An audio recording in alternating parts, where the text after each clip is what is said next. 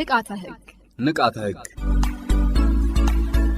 የኢፌድሪ ፍትህ ሚኒስቴር ከፋና ሚዲያ ኮርፖሬሽን ጋር በመተባበር ለማህበረሰቡ ንቃተ ህግ ይፈጥራል።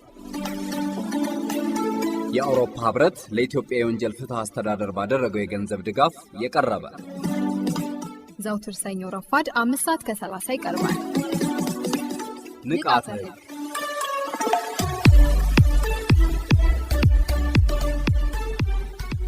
በዚህ ፕሮግራም የሚተላለፉ መልእክቶች የአውሮፓ ህብረትን አቋም ያንጸባርቃሉ ማለት አይደለም። ሰላም ጤና ይስጥልን የተወደዳችሁ አድማጮቻችን፣ ሳምንታዊው የንቃተ ህግ ዝግጅታችን ሰዓቱን ጠብቆ መደመጡን ጀምሯል። በቆይታችን መረጃ እናቀብላችኋለን፣ የሙዚቃ ግብዣም ይኖረናል። ጉዳይን ያላግባብ ማጓተት የሚያስከትለውን የህግ ተጠያቂነት በዋናነት የምንመለከተው ርዕሰ ጉዳያችን ይሆናል። በዚህ ዙሪያም የተለያዩ የማህበረሰብ ክፍሎችን አነጋግረናል። እስከ ዝግጅታችን ፍጻሜ ድረስ አብራችሁን እንድትቆዩ እንጋብዛችኋለን። በተከታይነት ብሩክ ድንቁ መረጃ ያስደምጠናል። አብራችሁን ቆዩ።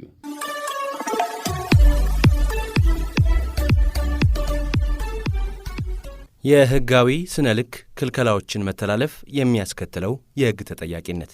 ህጋዊ ስነ ልክ ማለት በህግ የተቀመጡ መስፈርቶችን መሰረት በማድረግ ልኬትን፣ የልኬት አሃዶችን፣ የመለኪያ መሳሪያዎችንና የልኬት ዘዴዎችን ከማረጋገጥ ጋር በተያያዘ ህግን በሚያስፈጽሙ ተቆጣጣሪ አካላት የሚከናወን ተግባር እንደሆነ በህጋዊ ስነ ልክ አዋጅ ቁጥር 1344 እዝባር 2016 አንቀጽ 2 ንዑስ አንቀጽ 1 ትርጓሜ ተሰጥቶታል። አዋጁ ስለ ልኬት አሃዶች፣ የመለኪያ መሳሪያዎችና የታሸጉ ምርቶች ምዝገባ፣ አያያዝ፣ ምርመራና ትክክለኛነት በዝርዝር የደነገገ ሲሆን ከዚሁ ጋር በተያያዘ የተጣሉ ክልከላዎችንም አካቶ ይገኛል።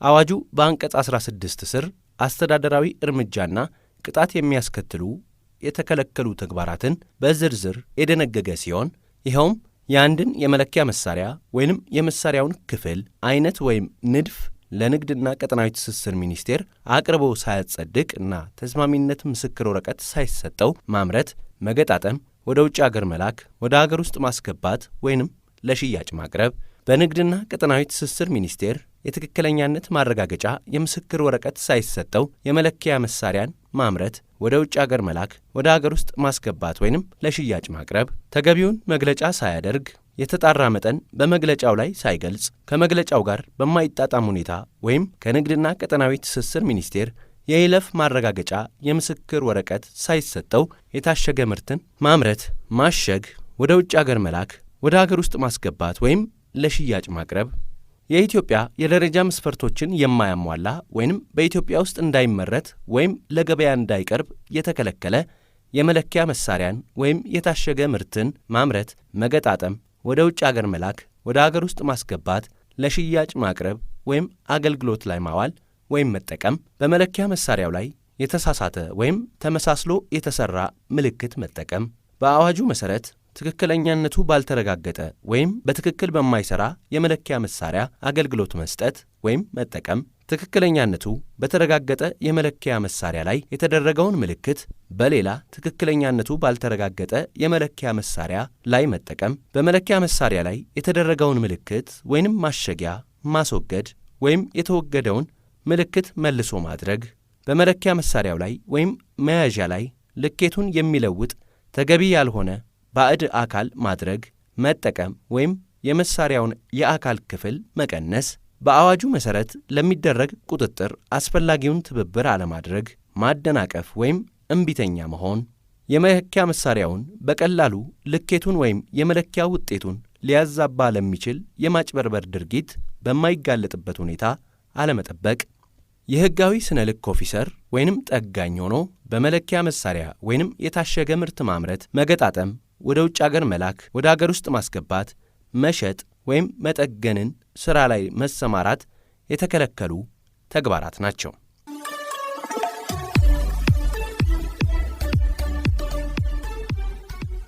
ከፋና ሚዲያ ኮርፖሬሽን ንቃተ ህግ ነው እየተደመጠ የሚገኘው። እያደመጣችሁን ስለሆነ እናመሰግናለን። ወደ ዋናው ጉዳያችን ተመልሰናል። በተለያዩ የመንግስት መስሪያ ቤቶች አሊያም ደግሞ በተለያዩ ድርጅቶች ጉዳይን ያለ አግባብ ማጓተት የሚያስከትለውን የህግ ተጠያቂነት በተመለከተ የተሰናዳውን ጥንቅር አድምጠን ተመልሰን እንገናኛለን። በድጋሚ አብራችሁን ቆዩ።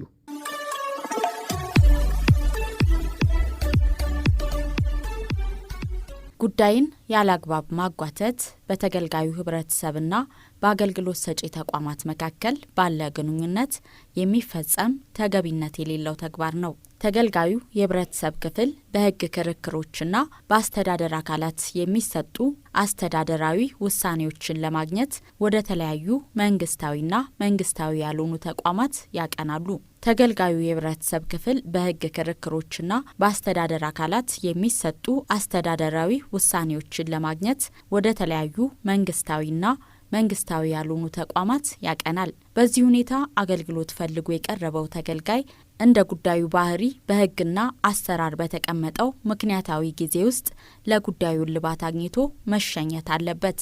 ይህ የማይሆን ከሆነ ተገልጋዮችን ተገቢ ላልሆነ እንግልት በመዳረግ ጊዜያቸውን፣ ገንዘባቸውንና ጉልበታቸውን እንዲያባክኑ በማድረግ ለከፋ ምሬትና ተስፋ መቁረጥ በመዳረግ በመንግስትና በህዝብ መካከል ያለውን ግንኙነት የሚያሻክር ይሆናል። ያነጋገርናቸው የማህበረሰብ ክፍሎች አገልግሎት ለማግኘት በሚሄዱበት ተቋም ምን ገጠማቸው፣ ነገሩ አለፍ ብሎ ሲሄድ ወደ ህግ የመሄድ ልምዳቸውስ ምን ይመስላል ነግረውናል። መጀመሪያ መረጃ አጣርተህ ነው የምትሄደው። ያ መስሪያ ቤት በምን ሰዓት ነው አገልግሎት የሚሰጠው፣ በምን ሁኔታ ውስጥ ሆኖ ነው አገልግሎት የሚሰጠው የሚለውን ትሄዳለህ። በምትፈልገው መልኩ ማትስተናገር ከሆነ ያው እንደ ከስተመር አንተ መስተናገድህን ነው ፕራዮሪታይዝ የምታደርገው። ስለዚህ ያ ሰው የማያስተናግደ ከሆነ ቀጥታ ከሱ በላይ ወዳለው አካል ነው የሚሄደው። ከህግ አንጻር በቃ መብቴ ማስከበር አለብኝ ብሎ በጣም ገፍቶ መሄዱም ያሰለችሃል። ከጊዜ አንጻር ማለት ነው። ስራን ሰርቼ መሄድ ነው ፈልገው። ስለዚህ በተቻለ መጠን ህጉ የሚፈቅደውን ነገር በዛው ዙሪያ ባለ ሰርክል ውስጥ ለመፈጸም ነው የሚሄደው እንጂ ከዛ ወጥቼ እና የሚለው እንትን በጣም ትልቅ ጉዳይ ካልሆነ ቢሆን ደስ ይለኛል። ለአንድ ዜጋ በቃ መብቴ ነው፣ ህግ ነው፣ ህጉ መከበር አለበት፣ መብቴ መከበር አለበት። ግን ደግሞ ካለው የስራ ጫና አንጻር በዛው ገርለለ መሄድ ነው የምጠራው።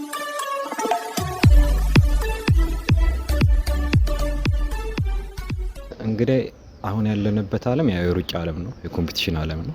በኮምፒቲሽን ዓለም ውስጥ ደግሞ ትልቁ ገንዘብ ጊዜ ነው። ነገሮች በጣም በቀላሉ ልቅ ቁጥር አንተ ቢዝነስህንም ትምህርትህንም ኤኒ ነገሮችን ቶሎ ፋሲሊቴት አድርገ የሚሄድ እንትን ይኖርሃል። ህግ ላይ በተለይ ደግሞ ሰርቪስ የሚሰጡ ተቋማት በተለይ ጊዜ ላይ በጣም ሴንሲቲቭ መሆን አለባቸው። እነሱ ነገሮችን በጣም በቃ ነው። ለምሳሌ ትንሽም ቢሆን የቢዝነስ ኦነር ነኝ። እኔ ባሉበት ፖዚሽን ሲሄድ ማግኛቸው ሰርቪሶች በጣም ባጠሩ ቁጥር ቶሎ ወደ ስራዬ መመለስ እችላለሁ። ቶሎ ወደ ስራዬ ከሰማራ ብዙ ገቢዎችን መክፈል እችላለሁ፣ ግብርን መክፈል እችላለሁ፣ ለሀገርም ኮንትሪቢዩት ማድረግ ይቻላል ነገርና የጊዜን ነገር እኛ ስለምንንቀው ነው እንጂ ያደጉት ሀገራት ያደጉበት ትልቁ እንትናቸው ሪሶርሳቸው ጊዜ ነው።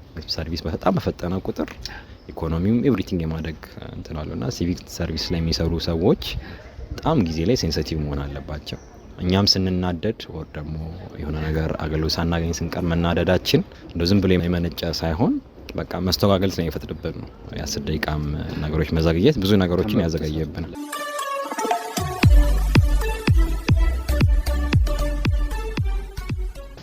ያው ለነገ ምናምን ሲባል ቀጠሮ እናድዳለን። ግን ያው በቃ ምን ማድረግ ስለማይቻል ባሉት ቀን ተመልሰን እንመጣለን እንጂ ሌላ ያው በጊዜው በአግባቡ ቢስተናገድ ጥሩ ነው እኮ። ግን ያው ህግ አካል ጋር ሄዶ አልፎ ምናምን እንደዛ አድርጌ አላውቅም። ምን ያለመድኩ ምናልባት ያን ያክል አሳሳቢም ነገር ገጥሞኝ አያውቅም ይሆናል እዛው።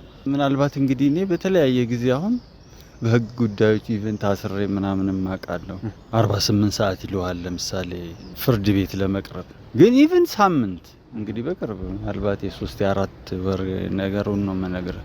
ኢቨን በዚህ ጊዜ ትቀርባለህ ተብሎ ሊቀር ሁሉ ይችላል ማለት ነው። ይቀራል፣ ምንም ማድረግ አትችልም። በቃ መብቴ ነው።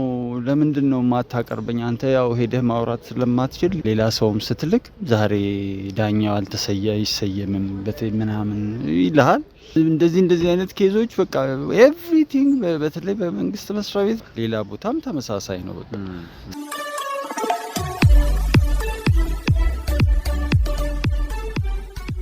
ተመስገን አዲሱ እባላለሁ። በኢፌዴሪ ፍትህ ሚኒስቴር የትምህርትና ስልጠና ዳይሬክቶሬት አቃቤ ሕግ ነኝ። እንግዲህ በኢፌዴሪ ሕገ መንግስት በተለይ በአንቀጽ 12 ላይ ተደንግጎ እንደምናገኘው የመንግስት አገልግሎት ሰጪ ተቋማት ወይ አጠቃላይ መንግስታዊ ስራዎች ግልጽ በሆነ ተጠያቂነትን ባረጋገጠ መልኩ ለዜጎች ተደራሽ መሆን እንዳለባቸው ተቀምጦ እናገኛለን ማለት ነው። ስለዚህ ከዚህ አንጻር ዜጎች በመሰረታዊነት በሚከፍሉት ግብር እንደዚሁም ደግሞ በዜግነታቸው ከዛም አለፍ ሲል ደግሞ በጣም መጠነኛ የሆነ የአገልግሎት ክፍያን ብቻ ከፍላ አገልግሎትን እንዲሰጥ ይጠበቃል ማለት ነው። ስለዚህ አንዳንዴ ግን ይህንን አገልግሎት ለማግኘት ያልተገባ መመላለሶች፣ እንግልቶች፣ ውጣ ውረዶች አለፍ ሲል ደግሞ የተለያዩ የብልሹ አሰራርና የመደለያ ጥያቄዎች ሲቀርቡ እንመለከታለን። በዚህም ዜጎች ሲማረሩና አገልግሎታቸው ሲጓተት ከመንግስት ማግኘት የሚገባቸውን አገልግሎት ማግኘት ሳይችሉ ሲቀሩ እያየን ያለበት ሁኔታ አለ ማለት ነው።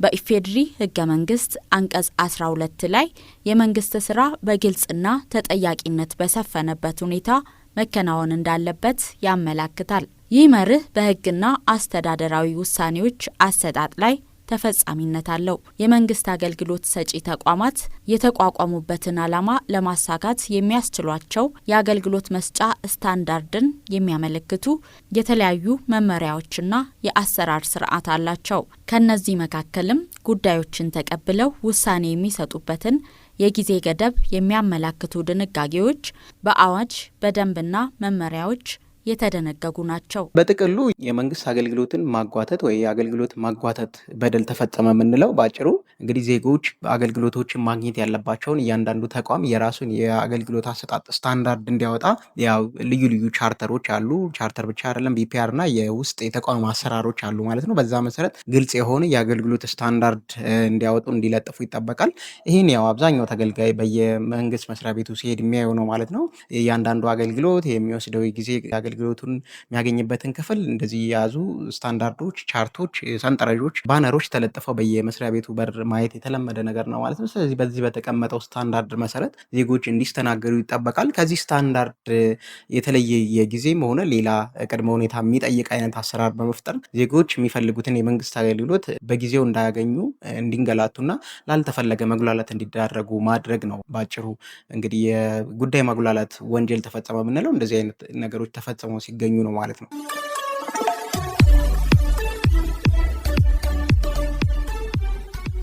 ለጉዳይን ያለ አግባብ ማጓተት ወንጀል ተጋላጭ የሆኑት የመንግስት አገልግሎት ሰጪ ተቋማት ብቻ ሳይሆኑ ህዝባዊ የሆኑ የግል ዘርፍ አገልግሎት ሰጪ ተቋማትንም የሚያካትት ነው። ከዚሁ አኳያ በተገልጋዮች ላይ የሚፈጸም ምክንያታዊ ያልሆነ የጉዳይ ማጓተት ተግባር በአስተዳደራዊና የፍትሐብሔር ተጠያቂነት ብቻ ሳይሆን በወንጀልም የሚያስጠይቅ ተግባር ነው። በሙስና ወንጀሎች አዋጅ ቁጥር 881 ህዝባር 2007 አንቀጽ 18 መሰረት ማንኛውም የመንግስት ወይም የህዝባዊ ድርጅት ሰራተኛ በኃላፊነቱ በስራው ምክንያት በቀረበለት ጉዳይ በቀጥታም ሆነ በተዘዋዋሪ መንገድ ጥቅም ለማግኘት ሲል ማንኛውም ሰው ለመጥቀም ወይም ለመጉዳት በማሰብ ከህግ ከመመሪያ ወይም ከተለመደው አሰራር ውጪ ያለበቂ ምክንያት ጉዳዩን ያልወሰነ፣ ያዘገየ ወይም ባለጉዳይን ያጉላላ ሰው እንደ ጉዳዩ ሁኔታ በመቀጮ ወይም በቀላል እስራት ወይም ከ5 ዓመት በማይበልጥ ጽኑ እስራትና ከ5000 ብር በማይበልጥ መቀጮ እንደሚቀጣ ተደንግጎ ይገኛል። አጠቃላይ የጉዳይ ማጉላላትን በደል ያደረሰ አንድ ባለሙያ ከባድ የሆነ አስተዳደር በደልም ስለሆነ ከፍትሐብሔር ጀምሮ እንግዲህ አስተዳደራዊ ተጠያቂነትም ሊኖር ይችላል። አለፍ ሲል ደግሞ የወንጀል ተጠያቂነትም ጭምርም ነው ማለት ነው።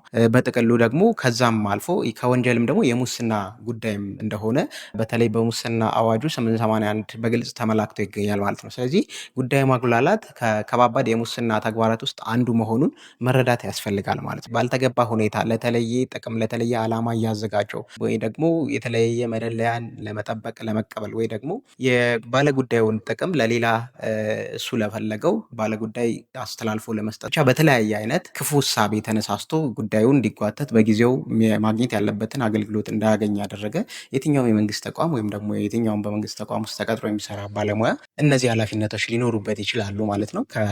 አስተዳደራዊ እርምጃዎች ለምሳሌ ደሞዝ መቀነስ፣ ማገድ ከስራ ሊሆን ይችላል፣ ጭራሹኑ ማባረር እና አለፍ ሲልም በዲሲፕሊን ተቀጥቶ በማህደሩ ድረስ ሁሉ እንዲቀመጥ ሊደረግ ይችላል ማለት ነው።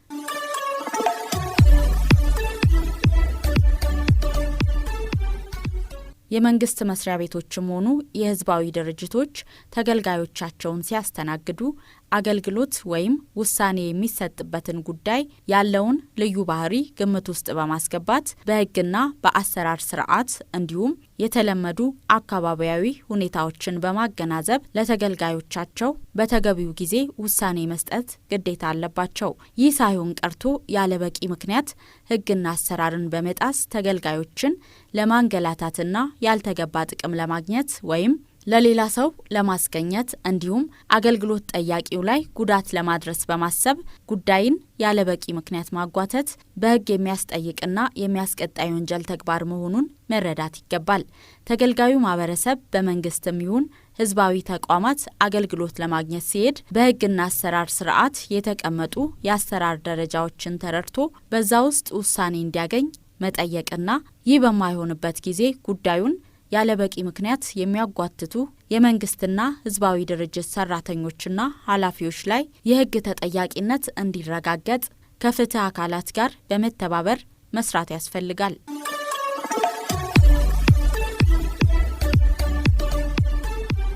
እንግዲህ በመንግስት ከሚሰጡ አገልግሎቶች ውስጥ አንደኛው የፍትህ አገልግሎት ነው። በተለይ የፍትህ ጉዳይን ስንመለከት በተለይ የወንጀል ፍትህ ሂደት ውስጥ እያለፉ ያሉ ዜጎች በአፋጣኝ ጉዳያቸው መፍትሄ እንዲያገኝ ይጠበቃል። ለዚህም ይመስላል በወንጀል ፍትህ ስርዓት ውስጥ የሚታወቅ አንድ አባባል አለ፣ የዘገየ ፍትህ እንደተነፈገ ይቆጠራል የሚባል ሁኔታ አለ እና ለዚህም ነው በህገ መንግስታችን በአንቀጽ 19 በግልጽ እንደምናገኘው በተለይ ደግሞ በወንጀል ተጠርጥረው የታሰሩ ሰዎች በአፋጣኝ ከ48 ሰዓት ባልበለጠ ጊዜ ውስጥ ፍርድ ቤት ቀርበው ጉዳያቸው እንዲታይላቸው በግልጽ ተመላክቶ እናገኛለን። ቀልጣፋና ውጤታማ የፍትህ አገልግሎት በተለያየ መልኩ በኢፌድሪ የወንጀል ፍትህ ፖሊሲም ተመላክቶ የምናገኘውና በሌሎች ዓለም አቀፍ ስምምነቶችም ትልቅ መርህ ነው ማለት ነው። ስለዚህ እነዚህን ነገሮች አክብሮ መስራት የግድ ያስፈልጋል ማለት ነው። ስለዚህ የፍትህ ሂደትን ማዘግየት በአንድም በሌላ መንገድ እዚሁ የጉዳይ ማጉላላት ጋር ሊመደብ የሚችል ተግባር መሆኑን ልብ ማለት ያስፈልጋል ማለት ነው። በተቻለ ምክንያታዊ ጊዜ በተቻለ ፍጥነት እና ቅልጥፍና ለዜጎች ፍትህን ማድረስ ህጋዊ ግዴታም ነው።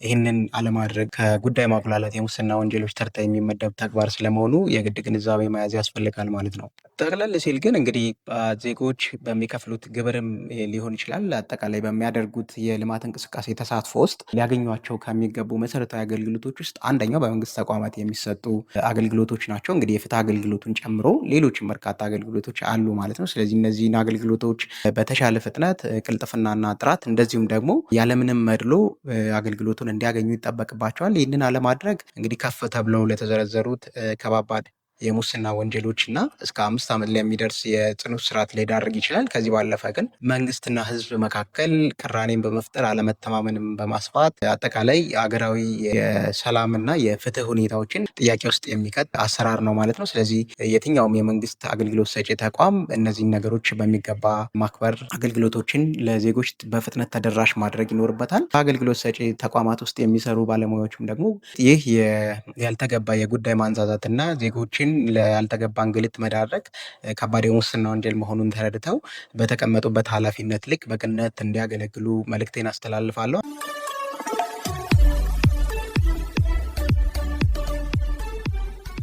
አድማጮቻችን ለዛሬ ያሰናዳነው የንቃተ ህግ ዝግጅታችን ያደመጣችሁትን ይመስል ነበር። ሳምንት ንቃተ ህግ በሌላ ርዕሰ ጉዳይ ይመለሳል። ሳምንት እስከምንገናኝ መልካም ሳምንት ይሁንላችሁ።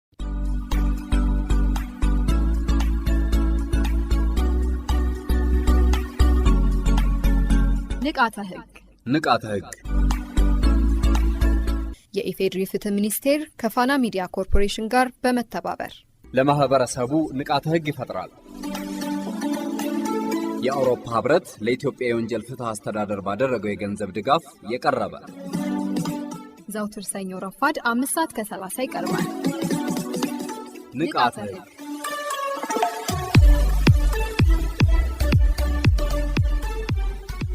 በዚህ ፕሮግራም የሚተላለፉ መልእክቶች የአውሮፓ ህብረትን አቋም ያንጸባርቃሉ ማለት አይደለም።